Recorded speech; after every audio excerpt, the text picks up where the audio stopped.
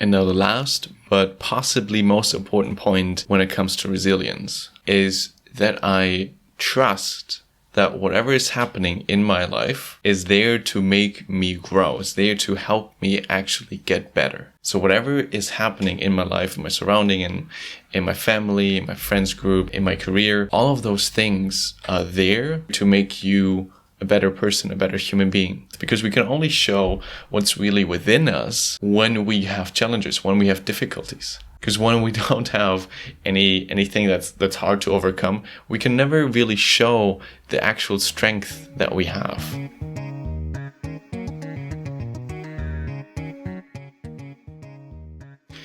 Welcome to another episode of the Better Together podcast. But today I'm actually alone, so it's gonna be a solo episode just for me, Julian. For today's podcast, we'll go into the topic of resilience. What that means, what are like some challenges that we really can face. I tell some stories, but then also go into, okay, what is that concept exactly? And what are some strategies and techniques that you can overcome your life's challenges through psychology? And so today we'll start by actually introducing the topic of what is resilience. And then I'll go from there and go into the nitty-gritty and the fine grain of what that means. So we'll start by just very, very basic, getting into the definition of what resilience is. So according to, Merriam-Webster, the capability of a strained body to recover its size and shape after deformation caused especially by compressive stress. I think to make it a little bit easier with an example is, it means basically they used it for rubber or other similar materials to really extend it. You can extend rubber and then it just comes back to its natural, normal posture formation basically. And so that's very similar to what we use that now today in psychology or also in business in these terms. It basically means something that we can come back to our normal state of feeling, maybe also thinking, and just feel back to normal, recover basically from something. Bouncing back from difficult, misfortunate experiences. Okay, just to get an idea what that means. So when it comes to resilience, there are a couple of concepts and tools and topics important to understand to improve your resilience. And the first one is the comeback rate. I think that term was actually coined by Caro herself, but I think it's widely known in similar ways as well. Just the ability to come back to your normal state of how you feel good, basically. Or just when you feel off from any situation, that you come back to your natural state. Whatever that is, right? That's your baseline. And there are many, many ways to come back to this. But first of all, to understand, to improve your resilience basically means to shorten that amount of time that you need in order to come back to your normal state. So what would have taken me a week to bounce back from an argument, to not continuously overthink about it, would be then to reduce that time to 6 days out of 7, to 5 days, to 4 days out of 7. And then slowly but surely improve that comeback rate. Because you basically gain back lifetime time for yourself to deal with other things. So the idea is to shorten the time you need in order to come back to your natural state. And there are many, many ways to how you can go about this. And one that I particularly like and want to use today as well, which is parts of the growth mindset. And if you're not familiar with it, it basically means a growth mindset, meaning you believe that you can improve, or that with the abilities that you have, you will overcome your challenges. And it's a mindset, so it's an idea, it's a belief, it's the way you think. So just by changing it to, okay, I can deal with any challenge that will be thrown at me, you will be able to come back quicker. But it's a lot more refined than that. So parts of the growth mindset is also to be able to deal with feedback, to see other people as inspiration rather than a threat, to be able to go into action and change the things that you think are not helpful or not working well. So basically continuously improving. So you believe that you can, in any skill basically, you cannot be the Michael Jordan of any skill, obviously, but you can get better by practicing. And that's really the foundation of it. You can get better with practice. And just having that idea helps in many circumstances, not only now in the resilience, but also in many other areas to deal with things. And so what is a thing, maybe a tool, a tip that can help to get out of a state, out of a rut, or out of a difficult situation, or improve next time? And there's a magical word that we like to use in that context, which is yet. Yet is such a powerful word that is completely underestimated, because once you add it to a sentence, it completely changes the meaning of it from I cannot dance to I cannot dance yet. And what it does, it opens a window of possibility. It opens the window that actually I cannot do it right now. It might be a fact. For me it is. But what it means is, hey, with practice and time, I will be able to improve my skills in it. And I think that's such an important thing. Also with the comeback rate, you can use it for that too. So when it takes you, it always takes me 5 days to come back after I had got bad feedback, or it takes me always half a year to come back from a relationship breakup. Then you can use this to, okay, let me see what I can actually do to improve. Maybe in some situations it is to relax and calm down and don't do anything, but give yourself the time to recover, right? And in other circumstances it can literally mean, hey, okay, I'm not good at giving presentations at work or in other situations, and with practice, you can improve those skills and get better at it, slowly but surely. And yes, it might not happen within a week, but the idea is you're not playing the short-term game, you're playing for the long term. You want to improve over the long run. And so yet is a super, super powerful word that as soon as you notice you're using those sentences like I cannot do this or that, I feel bad whenever I do this, and then adding the word yet to it gives you the possibility to change it. Gives yourself the power back to actually make a change with it. So it's a powerful word because it gives the power back into your hands. Another thing that's really, really important when it comes to resilience is community. So what does it mean? Why is it really important? So we are social creatures. We are really highly dependent on our environment. If we are not connected to other people and have also the physical connection, it goes sideways, as we probably noticed 2 to 3 years ago, how that can happen and how we all felt when we weren't able to really meet or connect with other people. And so I really want to bring that back into the surrounding, that it's not only the very important thing that you build resilience for yourself, but also know that you can go back and ask other people for help, ask for just being with you and guiding you through a process, whether it's a breaking up, whether it's a difficult situation at work, whether it's just you having a bad day.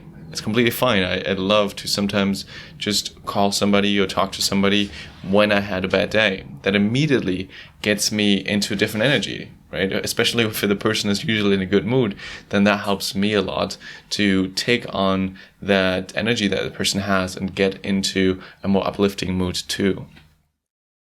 So not only can resilience mean, okay, the strength that I have within me to come back to my, let's say, best self or a good version of myself, but also the community, the people that you surround yourself with is part of that, in my opinion. It's part of that too. So it's really important to not only look at your own strength, but also see, okay, who can I turn to when I don't feel well?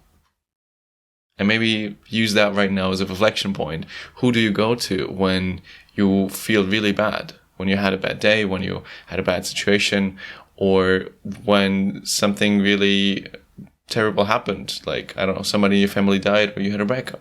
Who would you go to?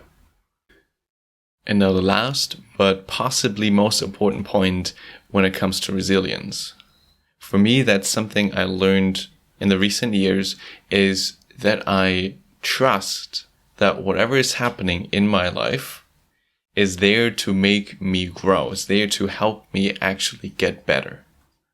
So whatever is happening in my life, in my surrounding, in my family, in my friends group, in my career, all of those things are there for me to give myself a challenge or possibility to show my best self, to show the best ability that I have.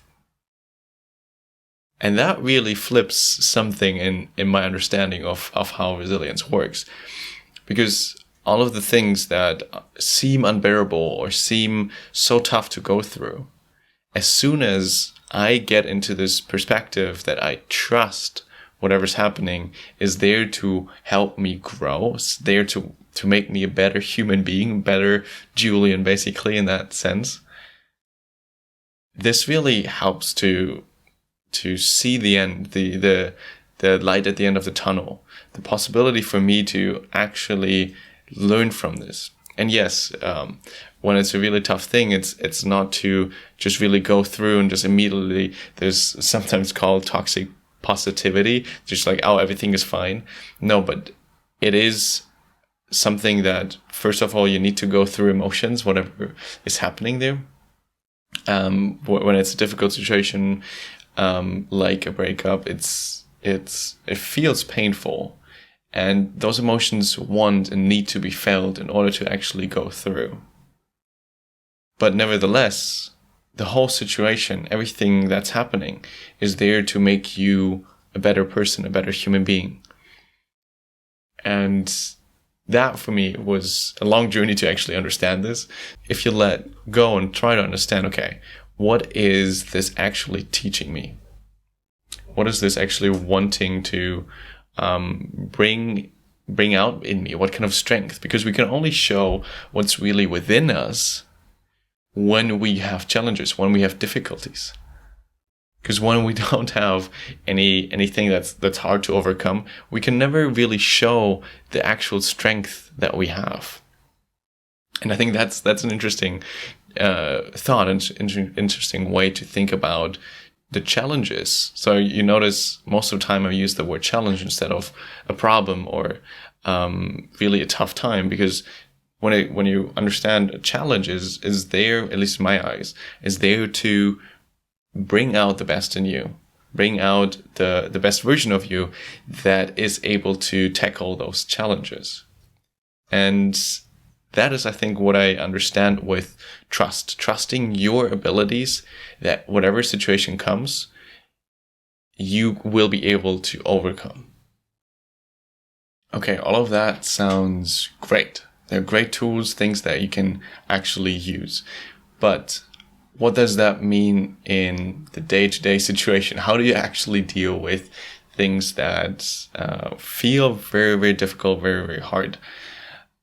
And I'll just share my process, my way of doing so. And it can be completely different for you, but just so you know that there is different ways of dealing with it, and you can fine-tune what works for you. But actually do try to figure out something what works for you. So over the years, what helped me is, first off, there is a strong emotion that's always there. Otherwise, there wouldn't be a challenge. There's a strong emotion connected to the challenge that you go through. And how that's the first thing that I need to deal with. Because if the emotion is still there, I can think my way out, but it's not going to solve or do anything. So how I deal with usually with emotions is trying to let them run through my body, trying to feel them, allow them, I'm trying not to be threatened by them, even though that can be quite daunting from time to time. And try to understand that it needs to move through me. So what I do usually is I get into movement, into physical movement myself. So I'll stretch, I do some yoga, some qigong, or just a walk or a workout.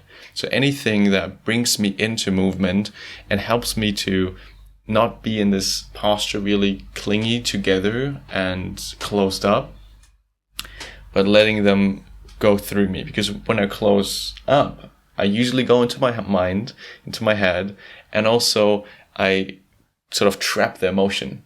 I don't want to let go of it. And sometimes we actually do not want to let go of it. But if we actually want to go through it, we want to be open and let it run through us, even though it might be really painful.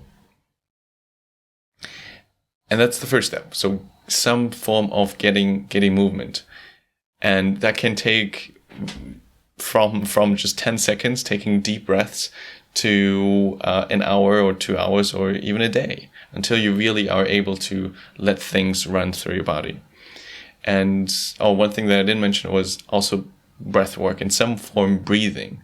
Just breathing deeply into the belly, or just having super deep inhale and exhales can help to already move those emotions. So that's the first step that I usually have. Second step is then trying to get back into my, let's say, more natural, more normal state. And how do that is usually with meditation or something by myself. Can also be journaling, that I try to process it. So I sometimes let it then go back to my mind and see, okay, what did actually happen? And journaling can be a really good tool. So I like to just write down whatever's on my mind, not really in a structured way, but just writing down what happened. And after that and or meditation, it's already like this, the real heaviness is usually gone, because I let the emotion run through my body, and I put it basically out of my mind into either the meditation or on a piece of paper. And that's so incredibly helpful to let this heaviness a bit go, because we sometimes believe that we do things because we think it's the rational right thing to do. But on the other, but quite contrary, it's the thing that we feel the most inclined to do. We know rationally that sometimes we should eat healthier and do more sports, and yet we quite often don't do it. And so from that perspective, we act a lot on our emotions, sometimes based on our stomach, but a lot on emotions. And so that's why I focus so much on dealing with the emotion first, before try to analyze it or try to really think things through. And so once I dealt with the emotion, I try to, or at least, soften it a little bit, take the real hard part of it. And then I try to really transform it somehow into a learning, or at least a next step, what I want to do with the situation, or will be able to act or respond to the other person. So try not to act based on a hurt feeling or a difficult closing up emotion. And I really try to expand. And when that happened, then I'm already a lot freer in my mind. And it's quite can be quite fuzzy what I'm saying here right now. Try to imagine it to one of your situations that happened recently. So for me, it could be after a coaching session, I had the feeling that it didn't go quite well, and I was then sort of nagging me, self-doubting a little bit about the quality of that coaching session. And quite quickly afterwards, I had another workshop to attend. So in order to actually deal with that in a also quick manner, for me, the best way was standing up, doing a couple of stretches, breathing in deeply. And I couldn't really get the learnings out of it very quickly, but I at least thought about, okay, that was something, there's a learning in there. I'll get to it soon, but I don't have to let my whole mood or the next session or the people that I meet now be affected by it, but I make space for it to be a learning afterwards. So allowing it really to be whatever hardship is there. And we all go through them, and we all know other people go through them as well, and yet we don't give ourselves the space sometimes to actually deal with it. So yeah, that's how I usually do with, let's say, hardships, with difficult situation, and that can expand from, let's say, 5 minutes in exercise when you feel like a little bit off after, let's say, a coaching session or a presentation or something else, and to, okay, I need to deal with grief of another person, can take weeks and maybe even months, right? But remember, we went through the comeback rate, went through yet as a super powerful tool to be able to improve in the comeback rate, but also in all other areas that you feel like you can improve. We went through like the overall idea of the growth mindset, that you can really just improve in all areas and get better just with practice, and allow other people to be an inspiration and receive feedback as something positive. And then lastly, that was trusting that all of those situations that are happening that might be difficult and hard to understand why they're happening to you, are happening for you in the way that they try to either bring out the best in you or teach you something for next situations. So they're all there in order for you to grow and get better. That was a short recap, and I hope that makes sense. That's a new format that we now went into with a solo episode. Please let me know afterwards how it went, either in the comments below or just sending an email. And I wish that you can, just by knowing those tools, apply them also for you and be a bit more resilient than in future situations, and really be able to deal with those hardships just a little bit better, a little bit faster, right? A little bit coming back to your normal self quicker. That's what resilience means. Thank you for joining me today in the podcast, and talk to you soon. Bye-bye.